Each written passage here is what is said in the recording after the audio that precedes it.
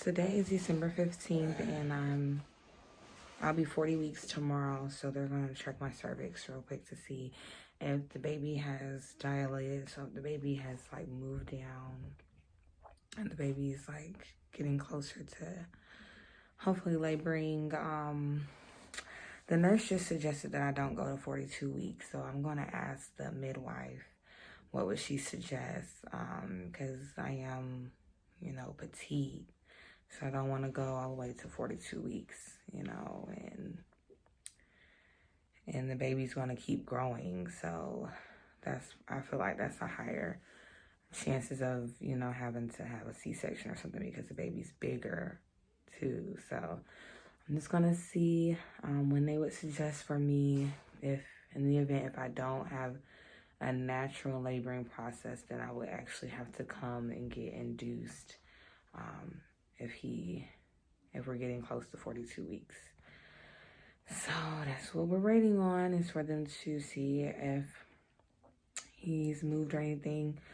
She said that because it's my first baby, most likely he has not, but I don't know. You never know. I feel like he has dropped, so just might as well just see what's going on down there. So, yep. The Cytotec. Mm-hmm. So if you look up this medicine online, you will see a big black box warning that says "Don't give during pregnancy." Mm-hmm. So originally, this medication was used for ulcers. But someone go and like, oh, we can give this to pregnant women who is being induced. So the reason why the big black box warning is because you shouldn't give it when you're pregnant and not trying to have a baby. Okay. Right. Yeah. So that's that difference. So, but given that at this point, what we do, we use it to get your cervix soft. Okay. So you can get it every 4 hours, place into the mouth, and you get it every 4 hours. And it's typically, you can get up to 6 doses of it. And you said place into the mouth, is that by pill form? Yes, a pill form. It's like a little small pill, you just place in your cheeks. Okay. Let it dissolve. Oh, okay. Nasty, probably. Well, I don't gotta trust this. It's just a regular pill. Okay. Like nobody's never been like, oh, like Flagyl when people like, oh, that's disgusting. Okay. Or amoxicillin, like antibiotics, like that's disgusting. That's what I'm saying. No one's ever like that is disgusting. It's Okay. just like I've never heard of babies. So you take that every 4 hours. Okay. And we give it a small dose, and we use it very safely. The one thing about Cytotec is once you give it, you can't take it back. That's why, as in, like, because it dissolves in your mouth, so it's not like we could like turn it off, or like if it was going through your IV. Right. Well, what does it do? Like. Yeah. So with it getting your cervix soft, it leads to contractions. Eventually, depending on how many doses you've had. Right. And that's why we give a very small dose of it, and you're on the monitor where we monitor your baby's heart rate the first hour or two that you're taking the medicine, and then you can turn off the monitor and walk around and move around after 2 hours. Okay. And we don't give another dose if you're contracting too much. Okay. Because it can lead you to have contractions. If you have too many contractions of whether this is like without medicine or with medicine, and it can lead baby heart rate to decrease. Right. Okay. So that's why we give a small dose and see how that does. And usually the first 2 doses you don't feel anything, and you can sleep through it. And that's the reason why we bring you in at night, so you can sleep through it at night. So is that something you have to do at the hospital? So these are one of the things for induction. Yeah, I want to go to the hospital and get induced. Yes. So that's one of the things, one of the ways they do it. Yes. And so another one besides Cytotec, we have another prostaglandin. It's called Cervidil. Okay. So this medication you take every 12 hours. Okay. It's inserted into the vagina. And once that 12 hours is finished, we take it out. One of the things that people say is that it leads their vagina to be very irritated. So yeah, I'm probably not gonna do that. I'm sure. but also people do like use like take a soak in the water a little Okay. bit, you know, and they usually help. Right. The one thing about it with the Cervidil, like it does lead to contractions and you know similar risk of baby heart rate can go down if you have too many contractions. Right. But using it, if for any reason you start to have too many contractions, we can remove it. Oh. So it's like attached to like Right. almost a little tampon, but it's not like thick like a tampon. Right. Unlike the other one. Yeah. Okay. We can remove it. Mhm. And it's usually out of your system within like 5 to 15 minutes. Wow. Okay. Yeah. So that's one of the things about Cervidil. And it's so either one of them, one of the things to just realize it just depends on like once you're coming in for if you have to come in for induction, are you wanting to go like, okay, we can go at a slow pace, I'm okay with that, or like, do I want to just have this baby? Right. So that's kind of the difference in that. The one that goes inside of you, is that one a little faster? No, that one's a little slower. Okay. Because, you know, you change out every 12 hours, so it can. Right. Okay. But do you know which one is more popular used, or like... well, a lot of people do the Cytotec just because they're like, okay, I can get this every 4 hours. Right. Okay. Sometimes it's like a little bit more effective than the Cervidil. And then there's the ones who like, I really don't want to be induced, but I'll play the game and then like I'll do the Cervidil and just see what it does. You know, so it just kind of varies like how you wanna. And neither choice is fine. Okay. Have you heard of people taking castor oil? So you can do like for like a natural induction. Yeah, some people use that, but it can lead to a lot of cramping and a lot of diarrhea without any. That's what I heard. Okay. Yeah. So a lot of times, if we're like, maybe you should try the castor oil, we would tell you like, if it's been like you're like 41 weeks and you're like still not want to be induced type thing. Okay. Kind of like a last resort, just because of the effects, and doesn't necessarily mean that it can't lead to going to labor. Right. You have all that and it's still not. Yeah, you shit everywhere. Right. Okay. So if I was to get induced, I would be getting induced really on my due date is actually on the 21st, which is Tuesday or Wednesday. That's Tuesday. That's the 21st. I think that's Monday. So you'll be 40 weeks on Monday. But if we do induction, it wouldn't be next week or the week after.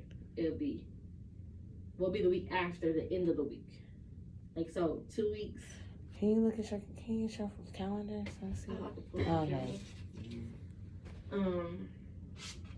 So if we was to do an induction, like here you'll be 40 weeks, right? Okay. You come in for your ultrasound this day. What date is that? The 28th. Ooh. And then we would do an NST 2 days later on that Wednesday. And then so we would try to get you induced Sunday night probably. And I would be 42 weeks. On the 4th.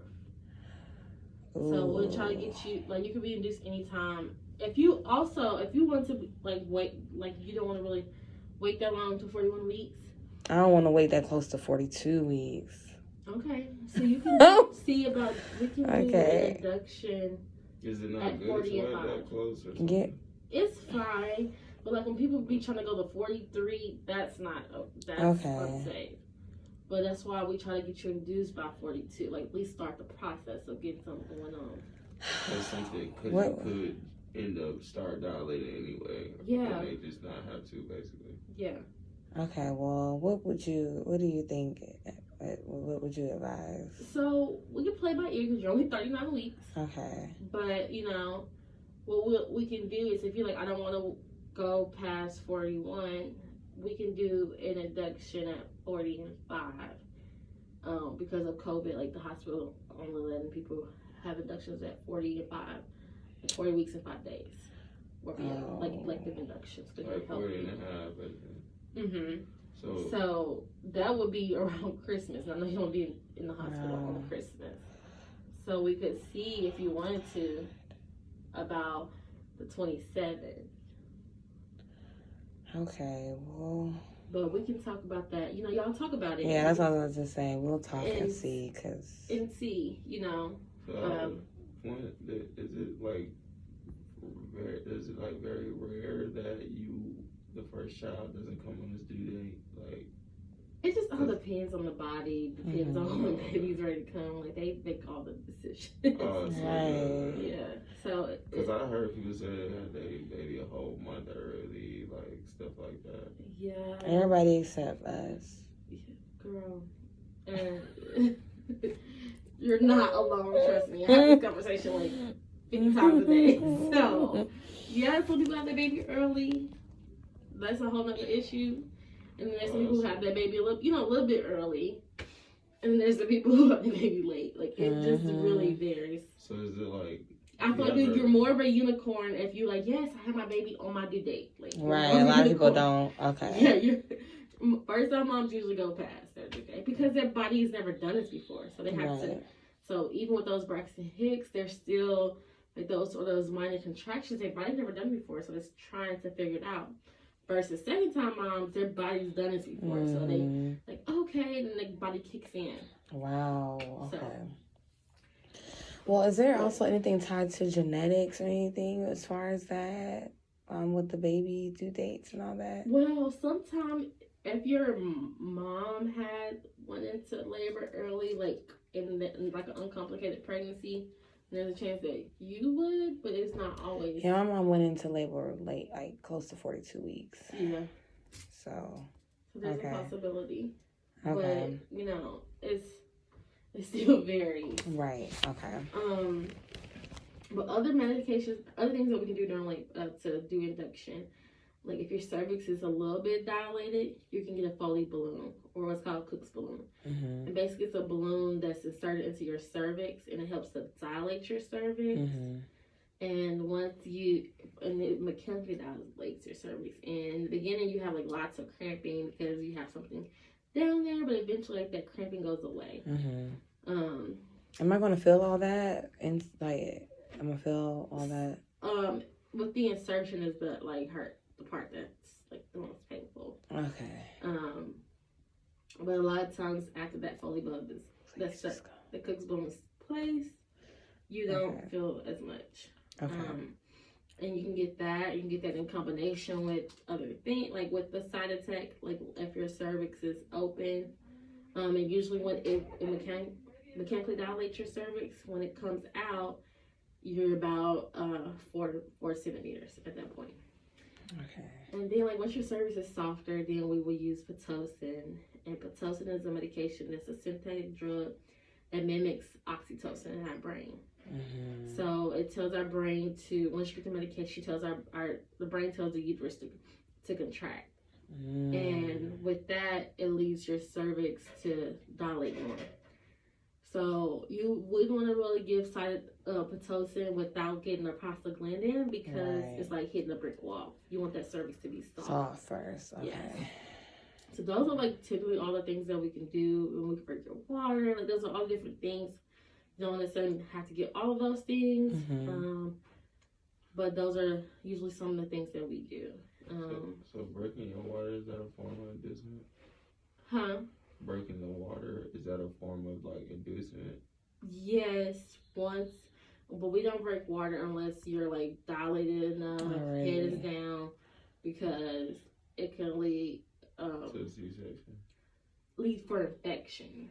Like if we was to like you come in and break your water in the beginning, then that increases risk for infection.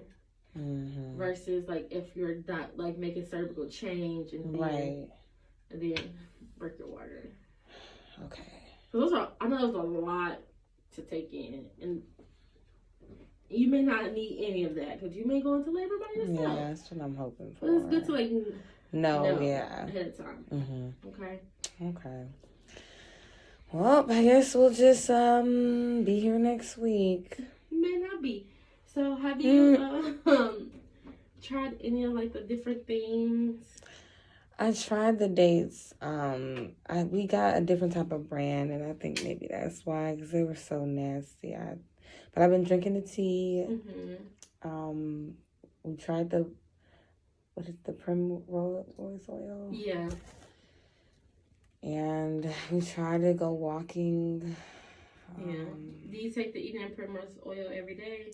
No, was I? Oh, I should do that. Okay, Yeah, every day, and then at night, insert poke a hole in it, and insert it to the vagina. You also can poke a hole in it and place on the penis. Yeah, we did that. Yeah. So when I insert it, am I supposed to just leave it in there? Yeah, you can take it out in the morning. Okay. Yeah. Okay. All right. Well, I'm just gonna keep trying. You got it. Okay. Yeah, how's that? So yeah, the due date is December 21st. This whole time. Someone had the date wrong. No, we had the date wrong. Yeah, you and Roy. No, Royal knew what was up. That's why he's stunting me, talking about, come on, Roy. He's like, Mom, you don't even know what you're talking about. Man, I was in there ready to get my cervix checked. I just was like, yeah, tomorrow I'm going to be 40 weeks, They talking about,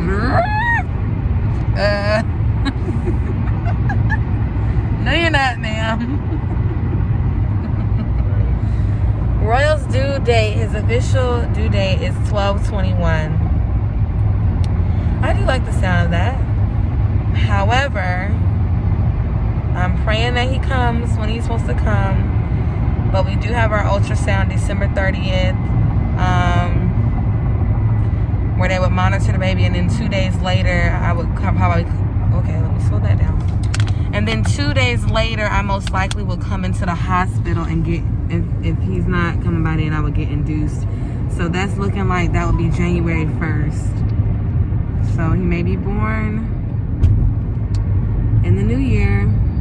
So, girl, so we will see. I don't know. We have to do some more things to try to induce labor naturally. So fingers crossed, prayers up that he just comes naturally and we don't have to do all that. But yes, his due date is December 21st, actually. So, and that is next Monday. So I'm guessing it goes off of how you're measuring is when they get a true idea of, what your due date is. And I was going off of my period, but that's just a guesstimation. It won't be exact until you're further along. And I guess, neither one of us asked again when the due date was. Like, we just had in our mind December 16th, So I know our families are like, what? They already been calling, trying to figure out, is baby here? Is baby here? Is baby here? Just for us to be like, yeah, about that. Baby's not supposed to be here. So we shall see. We shall see. This was 39 weeks. Today is December 15th. So we're counting down the days to meet baby Royal.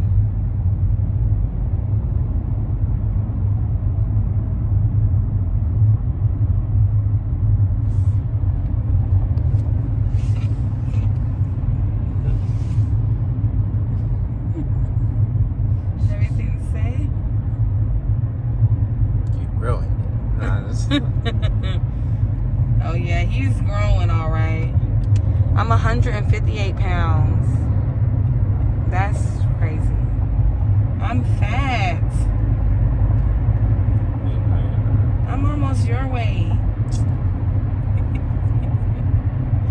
Yes, I am. I'm only 20 pounds away.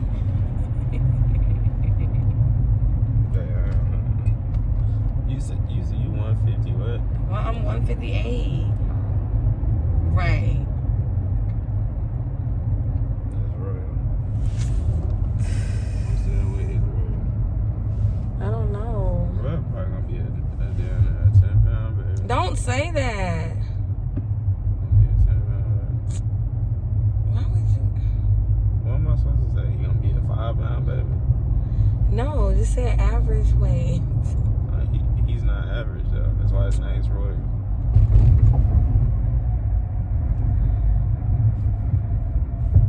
You got anything to say? That's not good for me. That's gonna be a lot. I hope he's 8 pounds or 7.5 pounds. You know, just a healthy weight, good healthy weight, so I don't have to go through too much. I don't think you're gonna be huge. Yeah, cause you wasn't even. You was like 7 something pounds, and then you turn into a fat boy. So we shall see. Signing off. Bye, guys.